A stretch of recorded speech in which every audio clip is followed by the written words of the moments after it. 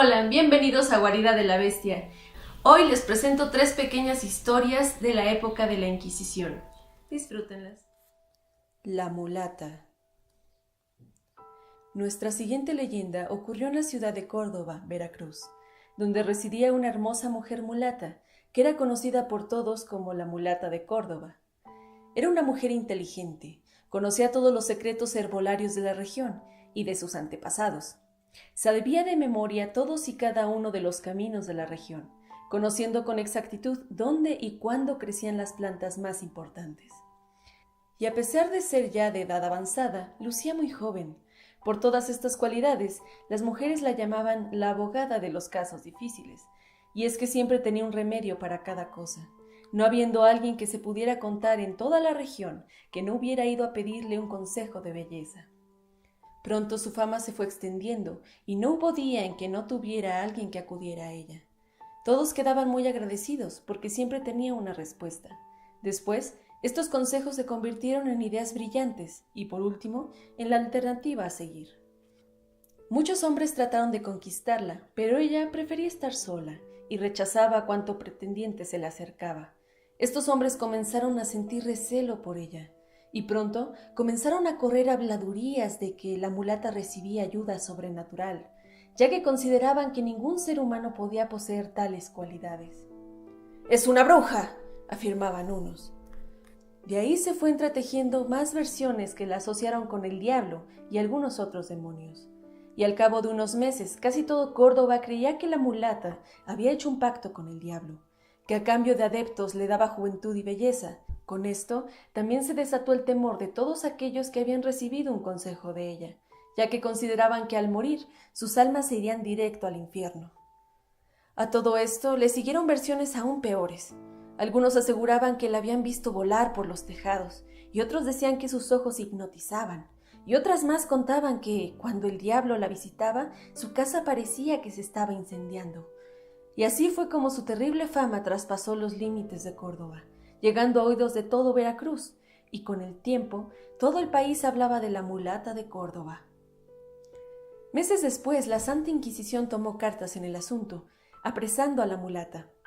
La trasladaron a la capital del país, donde debía permanecer un mes antes de que le dictaran condena.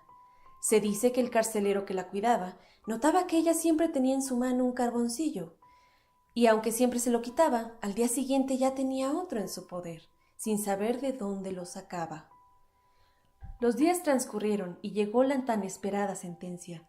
Como era de esperarse, la condenaron a la hoguera. Así, la mañana en que sería sentenciada, el carcelero la miró una vez más con un carboncillo. Solo que en esta ocasión estaba dibujando un barco en un muro de la celda. Cuando éste se acercó, la joven preguntó: «Carcelero, ¿podría decirme qué le hace falta a mi barco?». El hombre se acercó molesto y le dijo: «Desgraciada mujer, si te arrepintieres de tus pecados, podría ser perdonada». Pero la joven parecía no hacerle caso y continuó: «Ande, dígame, ¿qué le hace falta a mi barco?». «Le falta el mástil», respondió el carcelero algo molesto. La mulata comenzó a dibujar el mástil, mientras el carcelero se retiraba. Más tarde regresó el hombre, y ella nuevamente le habló. «Carcelero, ¿ahora qué le falta a mi barco?». «Sigues con lo mismo», replicó el carcelero. «Deberías arrepentirte de tus pecados, solo eso te va a salvar la vida». Pero la joven insistió: «¿Qué le falta a mi barco?». «Las velas», replicó el carcelero. Una vez más, la mulata comenzó a pintarle las velas al barco, mientras que el carcelero se retiraba creyendo que la mujer lo que en verdad tenía era que estaba loca. Pasaron los minutos, y la hora de la sentencia llegó. El carcelero regresó a la celda de la condenada, y ésta una vez más le preguntó: «Carcelero, ¿qué le hace falta a mi barco?». El hombre miró a la mujer y se compadeció de ella, pensando que estaba tan loca que ni siquiera sabía que él debía conducirla a su ejecución. Fue entonces cuando se compadeció y respondió: «Solo le falta que navegue». «Tienes razón», dijo la mulata, «pues lo hará». «Por más bruja que seas, jamás vas a lograr que el barco navegue. Es imposible», replicó el hombre. «Navegará», afirmó la mulata. Y ante los ojos atónitos del carcelero, la mulata abordó el barco y desapareció por uno de los rincones de la celda. El carcelero comenzó a gritar, despavorido, y hasta hay quienes aseguran que se desmayó. Desde aquel día nadie volvió a ver a la mulata, a pesar de que la Inquisición la persiguió por todo el globo terráqueo. En cuanto al carcelero, dicen que enloqueció y que nunca más volvió a recobrar el habla. El cráneo que grita. En el año de 1600, las hermanas Griffith de Burton, Agnes Hall en Humberside, Inglaterra, sufrieron una tragedia. La más joven de las tres, Anne, resultó gravemente herida por un salteador de caminos. En su lecho de muerte, la joven le hizo prometer a sus hermanas que le cortarían la cabeza y la colocarían en una mesa en el salón de la casa. Ellas aceptaron, pero la sepultaron sin cumplir su espeluznante deseo. Poco después, se escucharon extraños quejidos que hicieron huir a los sirvientes. Cuando las hermanas desenterraron el cuerpo de Anne y llevaron el cráneo a casa, cesaron los quejidos. Tiempo después, una doncella arrojó descuidadamente el cráneo a una carreta. Los caballos se encabritaron y la casa tembló hasta que el cráneo fue devuelto a su lugar. Otros intentos por deshacerse de él fueron también desastrosos. Finalmente, fue tapiado el cuarto donde se encontraba el cráneo con un muro, donde permanece hasta el día de hoy. Culpables de herejía. En el periodo de la Santa Inquisición, el convento de San Pablo, situado en la ciudad de Sevilla, se convirtió en una cárcel. Pero de entre los más crueles castigos que sucedieron en aquel lugar, el más comentado fue el ocurrido el 6 de febrero de 1481. 4 hombres y 2 mujeres fueron acusados de herejía. Todos ellos fueron torturados al mismo tiempo. Esto porque se supone que entre todos ellos eran los más culpables de herejía. Se les eligió de entre las más terribles torturas, las que les permitieran resistir más tiempo. Los inquisidores tenían la intención de llevar a todos a la hoguera, pero antes debían de sufrir con algunos instrumentos de tortura. Los verdugos iniciaron quemándoles sus partes íntimas con hierros ardiendo al rojo vivo. Después le sacaron el ojo derecho, y cada que los torturados suplicaban clemencia, los verdugos respondían: «Esto no se compara con lo que sufrirán cuando los quememos enteros». Para que aumentara la tortura, los devolvieron a su celda, donde era seguro se les infectarían las heridas. Al cabo de ese tiempo fueron obligados a comer heces fecales. Pero una de las mujeres se armó de valor y le preguntó al carcelero: «¿Puede dormir tranquilo después de causar tanto dolor?».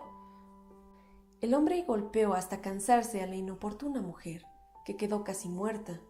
Luego los llevaron al quemadero de Tablada, donde había 4 estatuas huecas de yeso, conocidas como los 4 profetas. Acomodaron a los enjuiciados adentro de estas. Debajo pusieron la hoguera, cuyo fuego fue controlado para que los herejes murieran lentamente. Todos gritaban con horror, pero entre más gritaban, más lento era puesto el fuego de la tortura. Nadie sabía con exactitud qué habían hecho estas personas para merecer tanto castigo. Se dice que la última en morir fue aquella valiente mujer que se atrevió a preguntarle al carcelero sobre su mal. Al cabo de los días, los carceleros comenzaron a ver a una mujer que lloraba por las noches en una celda, pero cuando se acercaban, ésta desaparecía sin dejar rastro alguno. Al principio se dijo que era una bruja, pero tiempo después se supo la verdad.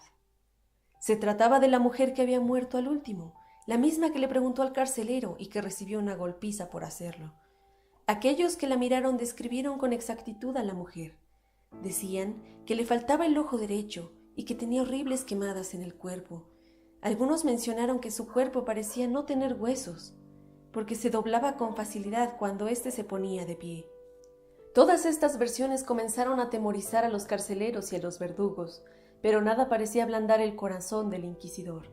Sin embargo, poco tiempo después se dice que la mujer comenzó a atormentar al desdichado hombre, que al cabo de los días dejó de dormir, luciendo cada vez un rostro más demacrado. Finalmente, las apariciones de la mujer terminaron por enloquecer al inquisidor, quien tuvo que ser recluido en un sanatorio para enfermos mentales. Como toda la noche gritaba súplicas de perdón al espectro de la que había sido su víctima, tuvieron que acondicionarle un cuarto en el patio para que dejara descansar a los otros enfermos. pero el fantasma nunca lo perdonó. Por el contrario, cuentan que seguía atormentándolo y siempre estaba junto a su cama para recordarle el daño que había hecho. Así, la aparición dejó de frecuentar el mundo de los vivos, el día en que el inquisidor murió. Espero que estas historias les haya gustado. Si es así, no olviden dar like, compartir el video. Les dejo en la descripción algunos otros links de otras historias que he estado grabando en este canal. Nos vemos muy pronto.